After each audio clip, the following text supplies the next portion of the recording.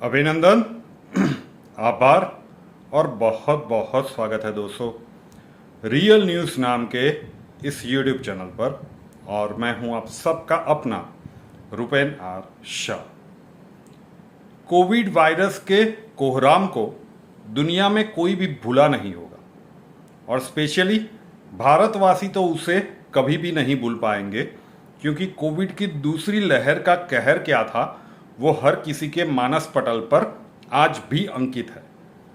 तो सभी जिस भी ईश्वर में उनकी आस्था है, यही एक प्रार्थना करते होंगे कि ऐसा मंजर फिर से कभी किसी को देखना ना पड़े। लेकिन कोविड के बाद एक दूसरे प्रकार का वायरस का आतंक अब भारत में शुरू हुआ है। उस वायरस का नाम है Nipah virus, NIPAH, Nipah virus. अब क्या है ये और इसका डेथ रेट कोविड से ज़्यादा है, किस प्रकार के लक्षण है, कहाँ पे ये अचानक से आया है या पहले भी कहीं पे पाया गया था, आज के इस वीडियो में इसके ऊपर पूरी तरह से बात करेंगे। वीडियो को लाइक कर दीजिएगा, आपके जितने भी अपने हैं उन तक तो आप पहुंचा दीजिएगा, लेकिन सोशल मीडिया के भी माध्यम में इसे शेयर जरूर से कर दीजिएगा। अवेयरनेस आनी चाहिए क्योंकि भारत में इसने दस्तक तो दी है। अब निपा वायरस को लेकर केरल में एक प्रकार से कहे कि हाहाकार मचा हुआ है। केंद्र की एक टीम कोझिकोड एरिया में जाकर मामले के बारे में जानकारी ले रही है। केरल का एक प्रदेश है कोझिकोड, वहां पे सेंट्रल की एक टीम पहुंच गई है और पूरी तरह से जानकारी ले रही है कि क्या है इसकी गंभीरता और किस प्रकार से इससे निपटा जाए। तो निपा वायरस के आउटब्रेक से केरल में जो खबरें निकल के आ रही है कि हालत खराब होती जा रही है। लगातार निपा वायरस के मामलों के सामने आने की वजह से वहाँ पे कंटेनमेंट जोन बनाए गए हैं। अब कंटेनमेंट जोन कोविड के टाइम पे हमने देखे थे, लेकिन यहाँ पे निपा वायरस के कारण भी कंटेनमेंट जोन बनाए गए हैं। कोझिकोड में 2 दिन तक स्कूल कॉलेजेस बंद रखने का फैसला किया गया है। ये सारे घटनाक्रम हो चुके हैं। शायद आप में से बहुत सारे लोगों ने निपा वायरस के बारे में खबरें पढ़ी होंगी, लेकिन बहुत सारे लोग अभी भी इससे बिल्कुल ज्ञात नहीं होगा कि ऐसा भी कुछ है। तो एक चीज़ तो तय है कि अगर केंद्र की टीम वहाँ पे गई है, अगर वहाँ पे कोझिकोड करके जो एरिया है, प्रांत है, वहाँ पे अगर कंटेनमेंट जोन बना दिया गया है तो बात गंभीर तो डेफिनेटली है। तो ये जो टीम वहाँ पे गई है वो जिला प्रशासन के साथ निपा वायरस के आउटब्रेक के ऊपर जानकारी लेगी और फिर आगे की कार्रवाई करेगी। निपा वायरस का डर एक बार फिर से फैलने लगा है। फिर से क्यों? क्योंकि ये पहली बार बिल्कुल नहीं है। अब कहाँ से आया ये निपा वायरस? निपा वायरस को एक जूनोटिक वायरस कहा जाता है। जूनोटिक वायरस का मतलब है कि ये वायरस जानवरों के अंदर से इंसानों में आया है। चमगादड़ कहे या सूअर कहे, ऐसे प्रकारों के जानवरों से ये इंसानों में आता है। ये वायरस संक्रमित भोजन के द्वारा भी फैलता है और एक व्यक्ति से दूसरे व्यक्ति में भी ये फैल सकता है। तो ये कंटेजियस डेफिनेटली है। संक्रमित व्यक्ति को ये वायरस कई तरह से परेशान कर सकता है और कई ऐसे अवसर भी आते हैं कि जब संक्रमित व्यक्ति में शुरुआती कोई भी लक्षण नज़र नहीं आते, लेकिन उसके बाद सांस लेने में गंभीर समस्या और दिमागी सूजन जैसे लक्षण भी नज़र आते हैं। तो सूअर और चमगादड़ जैसे प्राणियों में से इसका जो ट्रांसफॉर्मेशन है वो मनुष्यों में हुआ है और इसे निपा वायरस का नाम दिया गया है।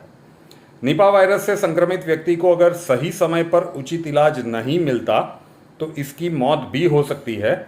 और निपा वायरस से संक्रमण से पीड़ित व्यक्ति में 4 से 14 दिनों के भीतर इसके लक्षण नजर आने लगते हैं और 14 दिनों तक कहा जाता है कि इसके लक्षण रहते हैं।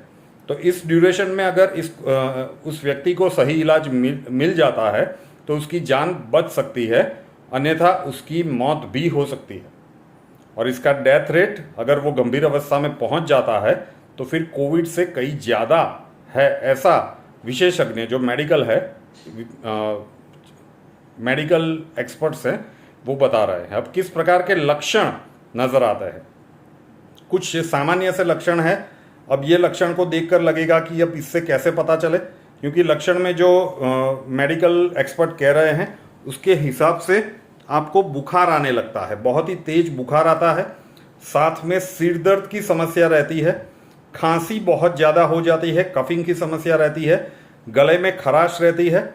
उसके बाद अगर वो सीवियर फेज में जाने लगता है तो फिर सांस लेने में दिक्कत आने लगती है। जब सांस लेने में दिक्कत आने लगे तो समझ जाइए कि इसके गंभीर सिम्टम्स आना शुरू हो गए हैं।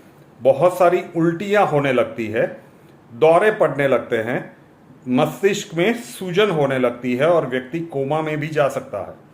और एक बार गंभीर अवस्था में निपा वायरस का केस पहुंच जाता है तो 40 से 75% मरीजों की मौत हो जाती है। 40 से 75% का डेथ रेट है। कोविड का डेथ रेट इतना कभी भी नहीं था, लेकिन इसका डेथ रेट सुनिएगा 40 to 75%। मेडिकल जो एक्सपर्ट्स हैं वो बता रहे हैं। जो इनिशियल ट्रीटमेंट से बच जाते हैं संक्रमित होने पर, उनको भी लंबे समय तक इसके साइड इफ़ेक्ट्स उठाने पड़ते हैं। निपा वायरस से अगर आप संक्रमित हो गए तो इसके साइड इफ़ेक्ट्स लंबे समय तक रहते हैं।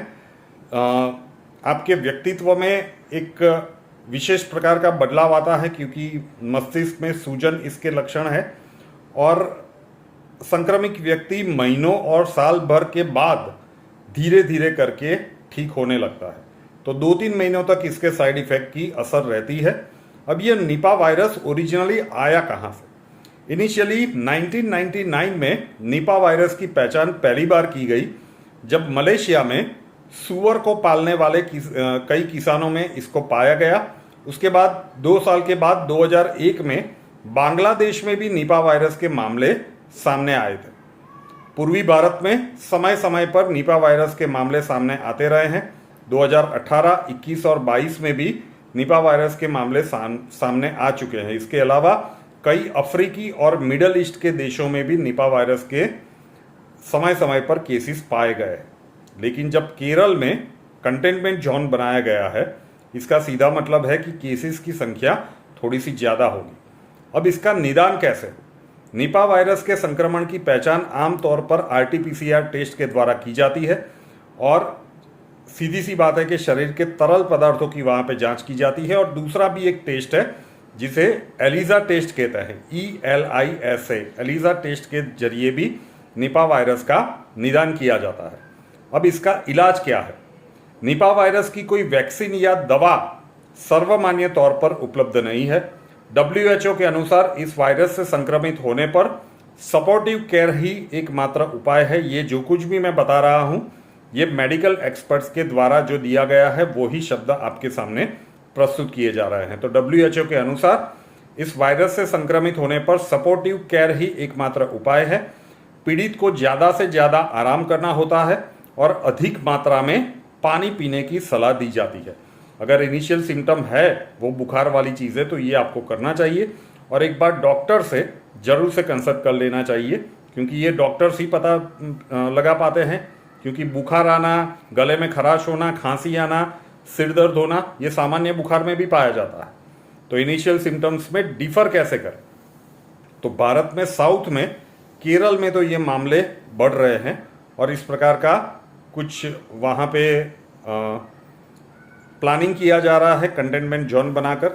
तो वीडियो को ध्यान से सुनिएगा, खुद तो याद रखिएगा, अपनों तक और सभी सोशल मीडिया के माध्यम में एक बार जरूर से पहुंचा दीजिएगा, क्योंकि भारत में इस खतरे ने दस्तक तो दी है और कंटेनमेंट जोन बना है। इसका मतलब है कि मामला थोड़ा सा गंभीर है। रियल न्यूज़ नाम के इस परिवार के साथ अभी तक नहीं जुड़े हैं तो जुड़ जाइए, साथ वाला बेल आइकॉन दबा दीजिए और उसके बाद 3 ऑप्शंस आएंगे, ऑल के ऊपर क्लिक कर दीजिए ताकि हर नए वीडियो की नोटिफिकेशन आपको सबसे पहले मिलती रहे। नए वीडियो के साथ फिर मिलेंगे। जय हिंद।